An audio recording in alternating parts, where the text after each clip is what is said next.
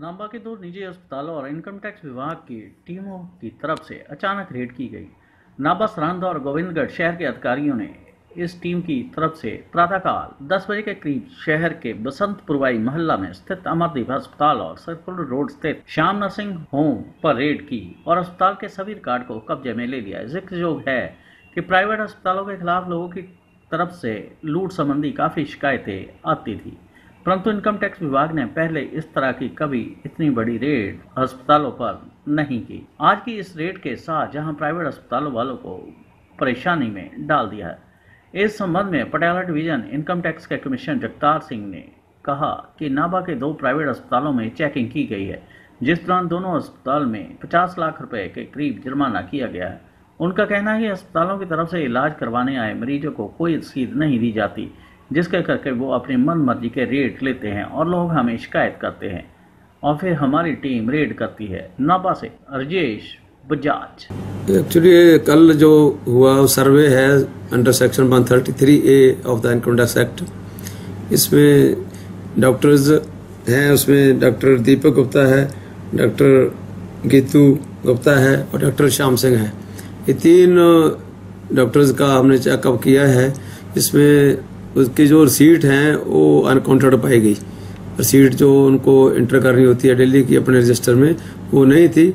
वो और कुछ और डिस्क्रिपेंसी जो उसमें देखा गया, उनके अकाउंट्स प्रॉपर मेंटेन नहीं किए हुए, उनके बेस पर उनको अपॉर्चुनिटी दी गई कि आप इन चीज़ को डिस्क्लोज करेंगे तो आपको उनका टैक्स भरना पड़ेगा। तो उसमें जो गीतू गुप्ता है और दीपक गुप्ता है, उन्हें 30 लाख जो है वो एडिशनल इनकम डिक्लेरेशन की है, जिस पर कि अब जो सर्वे प्रोविजन में 77% टैक्स लगता है, वो उनको टैक्स देना पड़ेगा।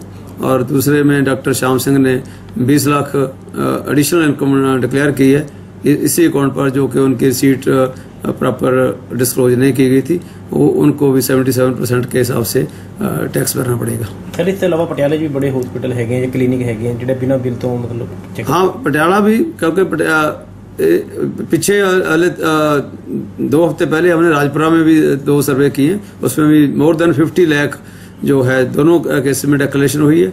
और पटियाला के भी सारे केसेस जो हैं रडार पर रहते हैं। हमारे पास इन्फॉर्मेशन वेरिफिकेशन करने के बाद ही हम एक्शन शुरू करते हैं। ऐसे पिक एंड चूज वाला एक्शन नहीं होता, क्योंकि पहले हमें सर्टिफिकेशन देखनी होती है, उनकी रिटर्न्स देखनी होती है, और उसके बाद कई हमारे पास इन्फॉर्मेशन लोग देखे जाते हैं कि ऐसे करके हमारे से ज्यादा पैसे चार्ज कर रहे हैं, तो हमारे से वो अपने उसमें शो नहीं करते।